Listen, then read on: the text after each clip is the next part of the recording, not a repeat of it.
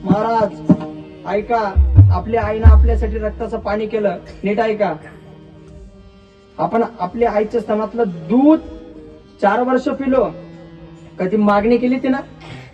अरे 4 वर्षाचा दुधाचा जर 5 रुपये पावशेरचा जर हिशोब जर लावला तर 50,000 रुपयाचं दूध बसतं. कधी मागणी केलं ते ना? अरे आपण आईच्या अंगणावरती 50,000 वेळा घाण केली, कधी चिळस केली तिला?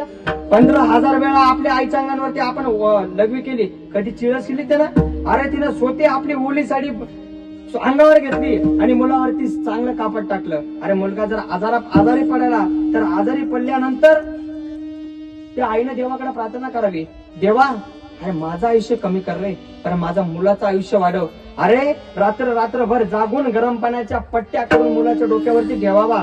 मुलगा जर एखादा नोकरीला असेल आणि तो नोकरीवर जर मुलगा जर आला तर आईने सांगावं, दादा अरे मला साडी नको रे, मला लुगडं नको, परंतु माझ्या उघड्या डोळ्याला एखादा नातू तू माझ्या डोळ्यासमोर का आणला नाही? अरे पोरग जर रुसलं तर आई ती भाकर झाकून ठेवते आणि पोरग जर आलं तर आपल्या हातानं ती खाऊ घालते आणि स्वतः उपाशी झोपते. महाराज भगवान परमात्मानं रक्ताचं पाणी करून एकच योनी निर्माण केली, ती म्हणजे आई. आणि भगवान पांडुरंगाची शपथ घेऊन सांगतो, ज्यांनी ज्यांनी आपल्या माय बापाला त्रास दिला त्यांच्या 3 पिढ्या नरकात गेल्याशिवाय राहणार, लक्षात ठेवा.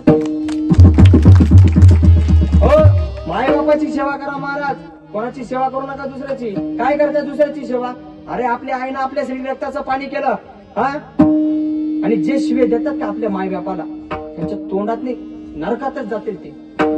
अरे पोरग जर दारू पिलं, ऐका, पोरग जर दारू पिलं आणि आईला जर कळालं, आई म्हणते पिणारच नाही.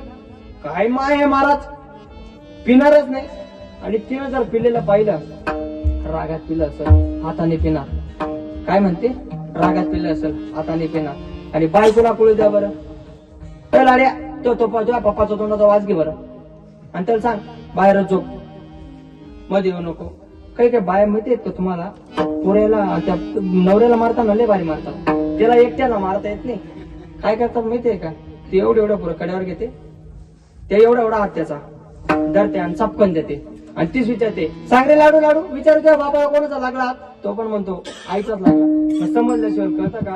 अजिबात नाही. मग अनुभव नको का? अनुभव आला पाहिजे. विठाला विठाला